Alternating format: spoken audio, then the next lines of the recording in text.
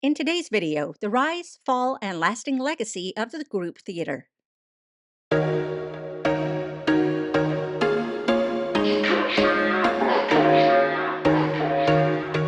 Hello, my fellow theater kids, and welcome back to this series for Theater 5363 Acting Theory in America.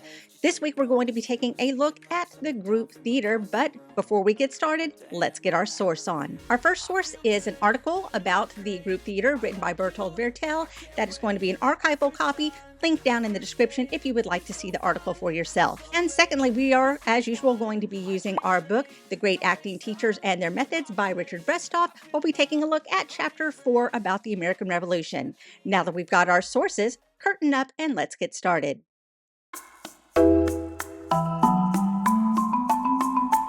Now, in this essay, Wertel takes a pretty critical look at the formation and the effects of the group theater, even saying in his opening sentence that it had to fail ultimately. And throughout the rest of his essay, he also talks about the members of the group as victims and as parts of Clurman's materialized ego. But he starts by taking a look at the group's founding principles. They would be a permanent theater with a permanent stock of actors that would culminate in the strongest creative force of acting, writing, and directing in the nation. This had already been done with the Moscow Art Theater that we talked about in our last episode. And so it looks like they were trying to do the same thing only on American soil. But Wertel is quick to point out that American theater really relies on pleasing the backers, the people who are putting up the money for the show. You also have to educate your audience on what their expectations need to be, and you have to be able to please the critics in order to bring people into your show. And none of these were broached when the group was putting together their theater company. Now, during this time, the group was fielding competition from the Theater Guild and a few other minor groups that were feeding into the political machine at the time, and of course, Broadway itself, which Wertel kind of reminds us this was done just for pure entertainment of the masses. Now, he does admit that the group produced some of the best Broadway and Hollywood actors of the time.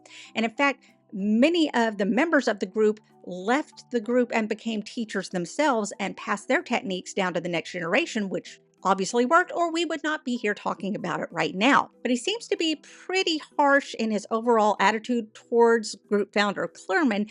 He calls him neither a playwright nor really an actor, and seems to indicate that he's a lot more talk than action, and that he just relied on surrounding himself with competent people who could carry out his ideas. Clurman insisted that all of the actors and playwrights associated with the group be American, again trying to replicate what Moscow Art Theater was doing in Russia, only with America. So overall, Wertel just kind of focuses on what led to the downfall and dissolution of the group theater. And so we just kind of get this one-sided look at it, not very positive. So we turn to our second source to get a little bit more information about how it started and where things started to turn.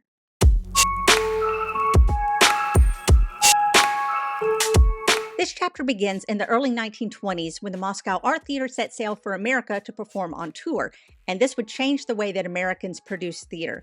The MAT founded a theater in New York that specialized in Broadway shows that featured stars, and that caused a lot of alternative theaters to start to pop up everywhere and new acting schools to open and flourish. It was the MAT's production of Russian literature that really highlighted the potential for naturalistic acting. So actors were wanting to know what techniques are the Russians using to create these characters and to work as an ensemble. And so Strasberg took this opportunity to develop Stanislavski's system into what we now know as the method. Now, Strasberg was originally from Eastern Europe, but he came to America in 1901.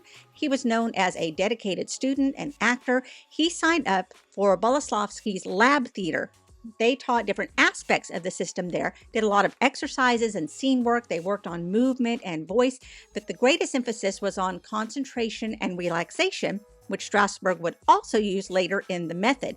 It was the work on affective memory, though, that he called the golden key that could unlock great moments in acting. The other golden key was the magic if, which we talked about last week. So if I were this character, how would I act in this situation? However, at this time, it was taught as how can I motivate myself to behave as the character?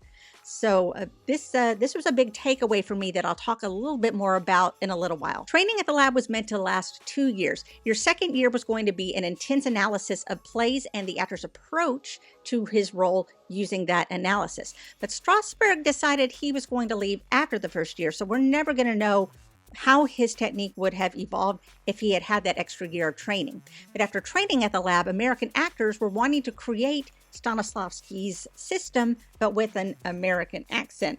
So enter Harold Clurman. For years, he had been talking to anyone and everyone about a new American theater, having been inspired by the MAT and the Parisian theaters where he studied. He felt that American theater needed to focus more on current problems of society with a common vocabulary and a common purpose. So he recruited Strasberg and Cheryl Crawford. They rented a barn in Connecticut for rehearsals, and there the group theater rehearsed its first production, The House of Connolly, by Paul Green. Now, this original cast of 30 actors represented all socioeconomic, ethnic, and age groups. You had acting novices, you had acting experts, and to keep all of these different types of people running, they depended on Clurman's ability to talk everyone through a unified vision. When that failed, Strasberg would jump in with his abilities to teach and direct. This made him the natural choice for the group's first director. And what kept them all moving was Stanislavski's system, specifically pertaining to improvisation and affective memory. Their first production was a huge success. They had 16 curtain calls. That's something every actor can only dream of. But as unified as they were, they still ran into conflict like you do with any group of people. There were some actors that were really running into difficulty using the system, and Crawford kind of resented her role as the practical producer, but never being asked to direct. And all of this kept simmering right under the surface as the group went back and forth between success and failure with their shows. Now, their show, The Men in White, gave them some financial success so they could stay afloat for a little bit longer. But in 1934, Clurman and Stella Adler, one of the lead actresses of the group, had a chance to actually meet with Stanislavski in Paris. He revealed to Adler that affective memory was not as useful as most people think it is, and instead, as an actress, she needed to live in the circumstances of the play. He taught her how to follow the through line of the character's actions and let her emotions come from that. Adler used this and was able to develop her character a little more efficiently that way. So she then went back to the group and fed them this information. When that happened, Strasberg started to feel betrayed because he was no longer the expert on the system because Adler had gotten this information straight from Stanislavski. But the other group members felt really inspired by this, and they felt freed from everything that Strasberg was trying to get them to do. This led to the production of their show Waiting for Lefty, which dealt with a lot of personal and social issues in a way that really just floored their audiences. So Adler oversaw the use of the new system with the actors, and the group had a string of successful productions afterwards.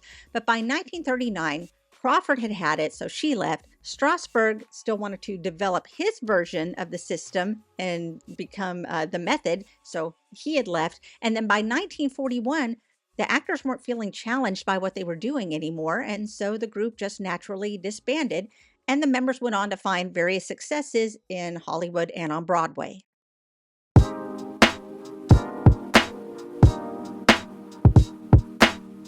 So now let's talk about my thoughts and reflections on these pieces. Now, in our first essay by Vertel, I was kind of put off by the critical tone of the piece. I saw a few valid points, though.